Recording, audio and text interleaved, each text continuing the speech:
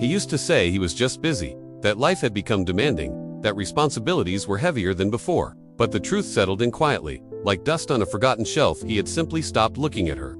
For years, Margaret moved through the house like a soft breeze, noticeable only when she was gone. She cooked his meals, washed his shirts, reminded him of appointments, listened to his stories, and held every worry he refused to speak out loud. And yet, somewhere between the bills, the deadlines, and the ordinary weight of aging, Daniel forgot that his wife was more than a routine. He forgot she was a woman who once laughed at his terrible jokes, who danced barefoot with him in the living room, who stitched his dreams back together whenever the world tore them apart.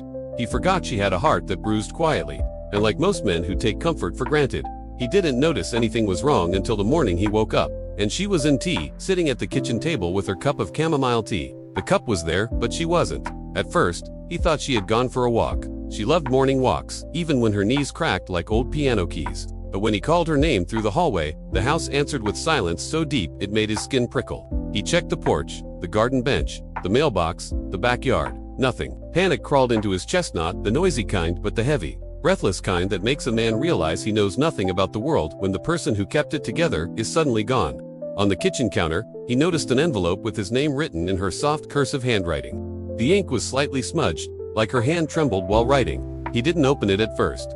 Some letters feel too final, too heavy, too full of truths a man isn't ready to face. Instead, he searched the house again, as if opening every door could undo what had already begun. Hours passed. He called their daughter. He called a few neighbors. He called the places she liked, the old bookstore, the church office, even the tiny cafe where she always ordered the same cinnamon roll she pretended she shouldn't eat. No one knew where she was. As evening approached, the letter waited for him like a ticking clock. He finally sat down, hands shaking more than he cared to admit. He broke the seal. "Daniel, before you worry, know that I am safe." That was the first line, and yet his heart still clenched. He read on. "I needed time to breathe, time to think, time to find myself again. I hope you'll understand why." His breath hitched. Margaret never complained, even when the arthritis flared up, even when her memory faded around the edges, even when loneliness wrapped around her shoulders like a winter shawl. She never said she was hurting. But here it was, spelled out in the quietest handwriting, a pain so gentle and so deep it felt like a bruise on the page. The letter went on. "Do you remember the day we danced in the living room? The day the power went out? You held me like I was the only thing that mattered. I felt so seen. I felt like your entire world. I still remember how you whispered that you couldn't imagine life without me. Lately, I've wondered if you meant it. Not because you stopped loving me, but because you stopped looking. I disappeared in front of you, a little more each year. And I don't blame you entirely, life does that to all of us.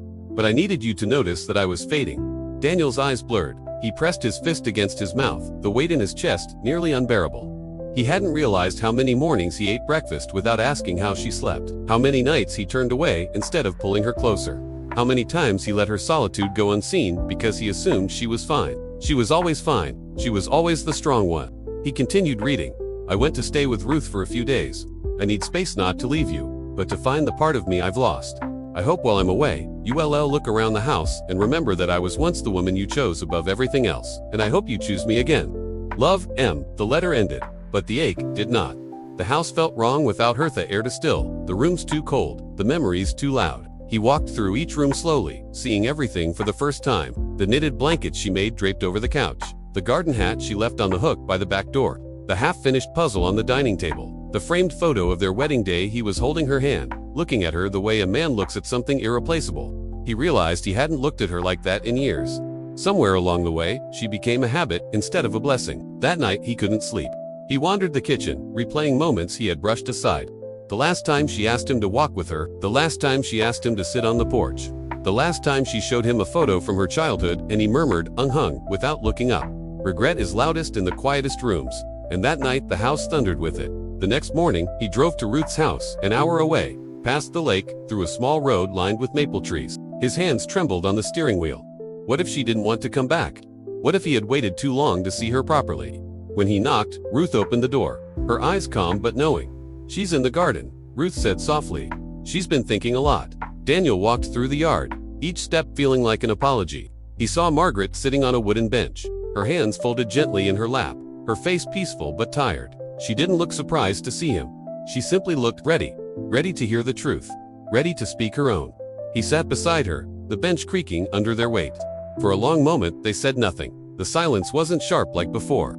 It was soft, warm, waiting. "Did you read it?" she finally asked. He nodded, eyes glistening. I did, and I'm sorry, Margaret. I'm so sorry I didn't see you fading. I thought you were okay. I wasn't, she whispered, but there was no anger, only years of quiet honesty. I missed you even when you were sitting right next to me. He reached for her hand. It trembled a little before settling inside his. I don't want to spend the rest of my life half awake, he said. Not anymore. I want to see you again. Really see you. I want to try, if you'll let me. She looked at him, then really looked. In his face, she saw the man she married, worn by time, but still capable of love. She exhaled slowly, a breath that sounded like forgiveness, brushing against the leaves. I didn't leave to hurt you, she said. I left so you would notice what was breaking. I notice now, he whispered. They stayed that way for a long time, two aging souls rediscovering the tenderness they had let slip through their fingers. When they returned home later that afternoon, the house no longer felt empty. It felt like a place where something could begin again. He made her tea the way she liked it, extra honey, just a bit of lemon. She touched his cheek lightly, the gesture small but powerful. He turned off his phone. He sat with her, listened to her stories, asked her questions he hadn't asked in years. And slowly, gently, the distance between them stitched itself back together, one quiet evening at a time.